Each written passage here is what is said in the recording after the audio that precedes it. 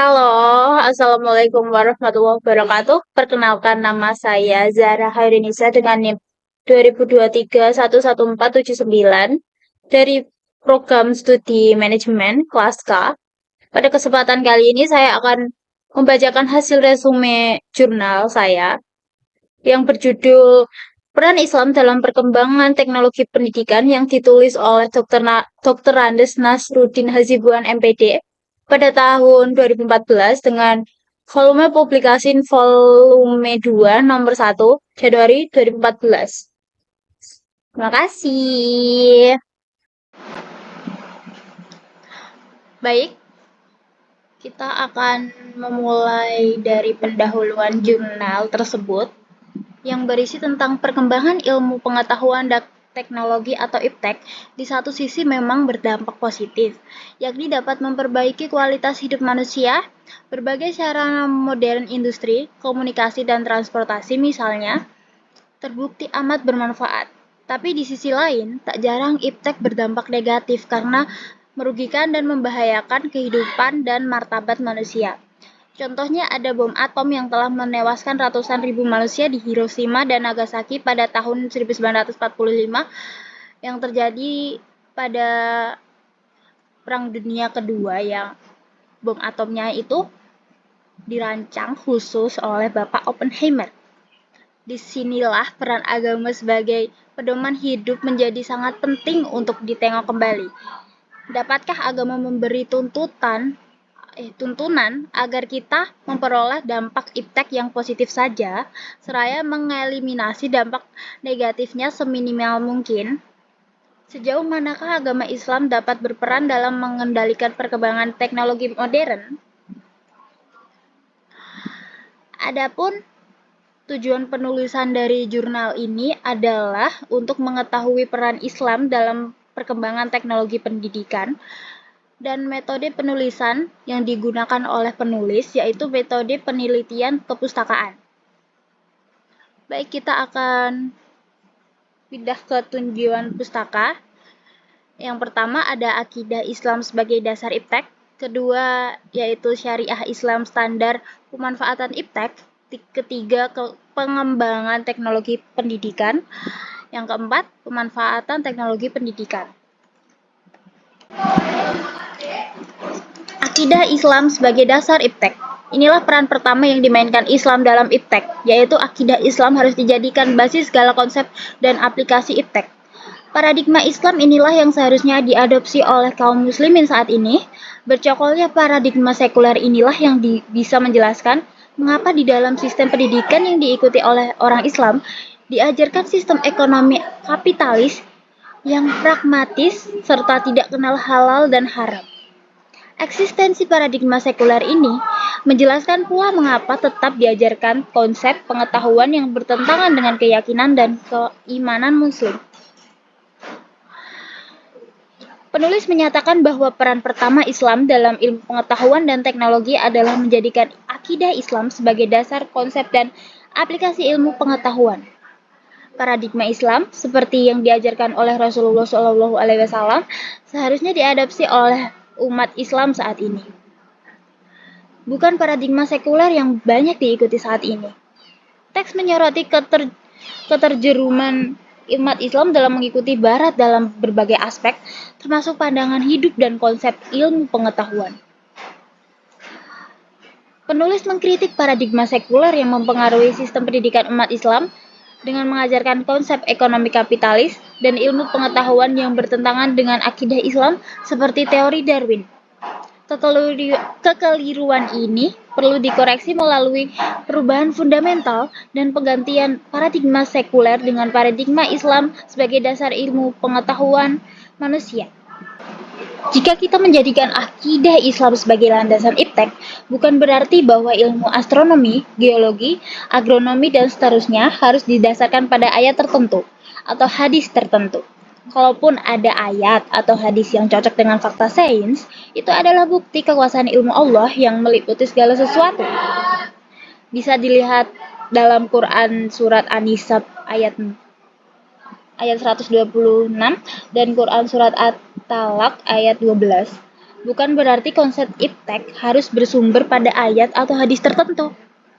Namun, penulis menekankan bahwa menjadikan akidah Islam sebagai dasar ilmu pengetahuan bukan berarti konsep ilmu harus berasal langsung dari Al-Quran dan Al-Hadis. Sebaliknya, konsep ilmu harus distandarisasi dengan tolak ukur Al-Quran dan Al-Hadis tanpa harus bersumber langsung pada teks tersebut. Al-Quran dan Al-Hadis dianggap sebagai standar atau miqyas ilmu pengetahuan, bukan sumber masdar, sehingga konsep ilmu yang bertentangan dengan keduanya harus ditolak. Yang kedua ada syariah Islam standar pemanfaatan iptek. Dalam perkembangan ilmu pengetahuan dan teknologi atau iptek, Islam memainkan peran kunci dengan menjadikan syariah sebagai standar pemanfaatan iptek.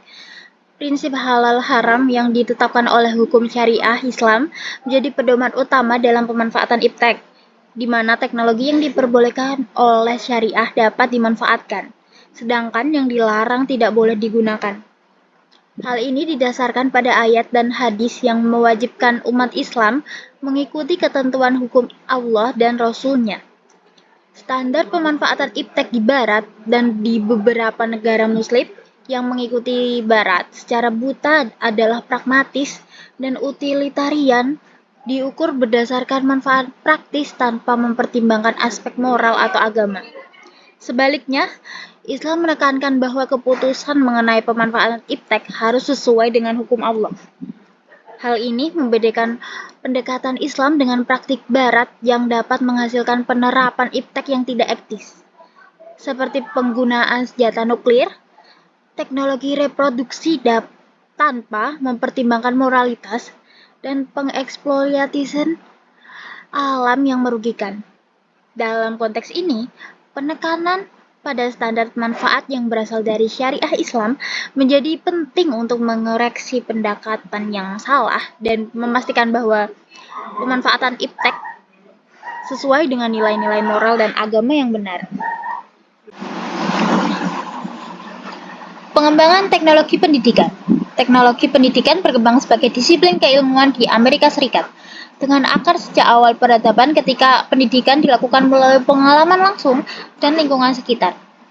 Pengembangan dalam teknologi pendidikan melibatkan proses penerjemahan spesifikasi desain menjadi bentuk fisik, mencakup teknologi cetak, audiovisual, komputer, dan multimedia. Kawasan ini bermulai dari produksi media dengan film sebagai tonggak sejarah audiovisual.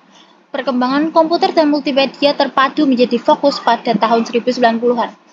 Kawasan pengembangan juga melibatkan perangkat lunak, bahan visual, audio, serta program pembelajaran. Kompleksitas keterkaitan antara teknologi dan teori mendukung desain pesan dan strategi pembelajaran. Pengembangan teknologi pendidikan mencakup 1. Teknologi cetak. Teknologi cetak adalah cara untuk memproduksi atau menyampaikan bahan seperti buku-buku, bahan-bahan visual yang statis, terutama melalui pencetakan mekanis atau fotografis. 2. Teknologi audiovisual. Teknologi audiovisual merupakan cara memproduksi dan menyampaikan bahan dengan menggunakan peralatan dan elektronis untuk menyajikan pesan-pesan audio dan visual. 3. Teknologi berbasis komputer. Teknologi berbasis komputer merupakan cara memproduksi dan menyampaikan bahan dengan menggunakan perangkat yang bersumber pada mikroprosesor. Yang terakhir, multimedia. Multimedia atau teknologi terpadu merupakan cara untuk memproduksi dan menyampaikan bahan dengan memadukan beberapa jenis media yang dikenal komputer. Yang terakhir ada pemanfaatan teknologi pendidikan. Pemanfaatan adalah aktivitas kritis dalam pembelajaran, melibatkan cocokan antara pembelajaran, bahan, dan aktivitas.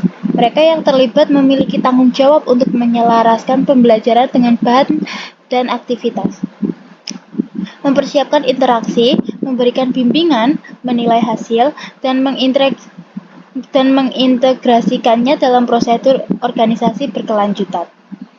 Kawasan pemanfaatan muncul sebelum desain dan produk media pembelajaran sistematis.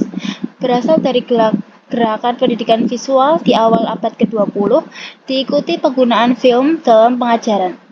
Terdapat 4 kategori dalam kawasan pemanfaatan, yaitu pemanfaatan media, difusi inovasi, implementasi, dan institusionalisasi, serta kebijakan dan regulasi. Yang pertama, pemanfaatan media. Pemanfaatan media adalah penggunaan yang sistematis dari sumber untuk belajar. Prinsip-prinsip pemanfaatan juga dikaitkan dengan karakteristik pembelajaran. 2. Difusi inovasi. Difusi inovasi adalah proses berkomunikasi melalui strategi yang terencana dengan tujuan untuk diadopsi. Tujuan akhir yang ingin dicapai ialah untuk terjadi perubahan. 3. Kebijakan dan regulasi. Kebijakan dan regulasi adalah aturan dan tindakan dari masyarakat atau wakilnya yang mempengaruhi difusi atau penyebaran dan penggunaan teknologi pembelajaran. Baik, sekian dari saya. Mohon maaf apabila ada kesalahan kata atau ketidakjelasan saya dalam menjelaskan resume jurnal kali ini. Saya Zahra Hoirinisa, pamit undur diri. Wassalamualaikum warahmatullahi wabarakatuh.